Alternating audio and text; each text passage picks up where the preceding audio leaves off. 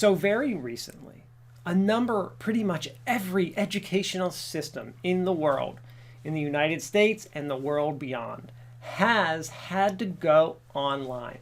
They went from face-to-face instruction to going completely online.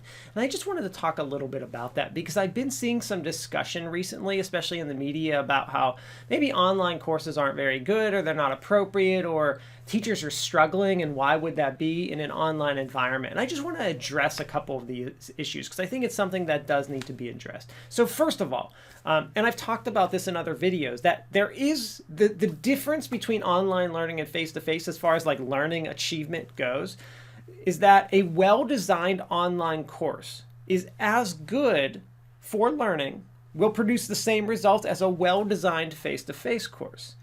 Now, the key word in what I just said is well-designed.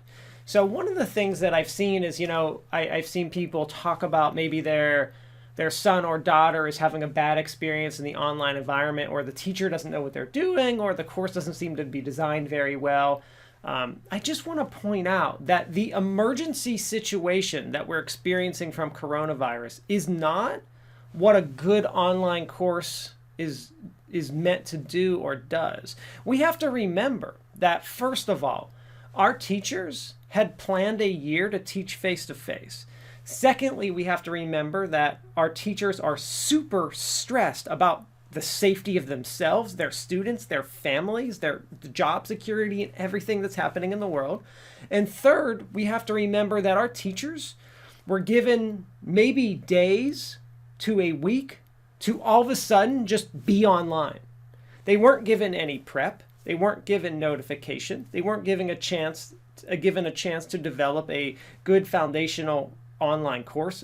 And in fact, probably, and this is just a guess of the number, 99% of current teachers haven't been taught to teach online because that's not what they were trained to do. They're not online instructors. They've been trained to teach face-to-face.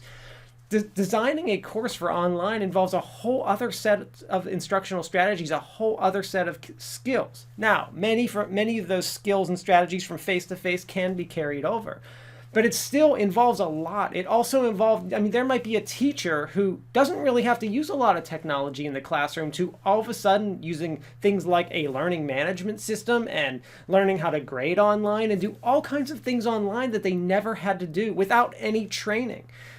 So I don't expect our teachers to be developing very quality online experiences right now, and no one should, because they've been put in a terrible situation, and they are doing, it seems like at least my kids' teachers and other teachers that I'm speaking with seem to be doing the best that they can with what they have to work with.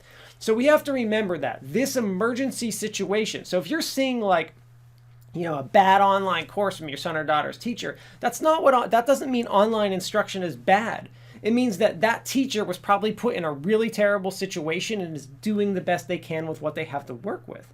So I just think that it's very important for us to point that out, and I think it's something that we need to take into consideration. A well-designed online course has instructional strategies, took a significant amount of time to develop. Time, effort, thought, concentration, analysis, critique, evaluation. It's well designed by a person qualified to design online courses. Teachers have been thrown into a position to do all of that, and they've probably not had training on how to do that. So we need to remember that when we're talking about our teachers having this emergency situation. Hopefully the situation does not continue, but before we pass judgment on online courses, I really want you to take that stuff into consideration and think about what a well-designed course could look like versus maybe what you're seeing. Even do some research, look up what a well-designed online course should and could look like. But you cannot expect a teacher right now, given the situation that they're in, to do all of that. You have to remember, sometimes these teachers are put into situations where maybe not all their students even have internet or computers or fast internet connections, or they might have a cell phone or might not. There's so many technology requirements. I teach in an online program, so I tell my students before they come into my program, you have to have this kind of computer, it has to be this speed, you have to have a mic, you have to have a camera, you have to have this, that, and the other thing. These teachers basically were told, here you go, put your stuff online. And they're like, but half of my class doesn't have an internet connection, or half of my class doesn't have a computer. So telling them to deal with this is very stressful, and they're doing the best they can. So we have to just remember that what they're producing is not their best work whatsoever, and it's not what one would consider a best online class. So please don't hold that against online learning, and don't hold it against your teachers. All right, thank you very much, guys. Have a nice day.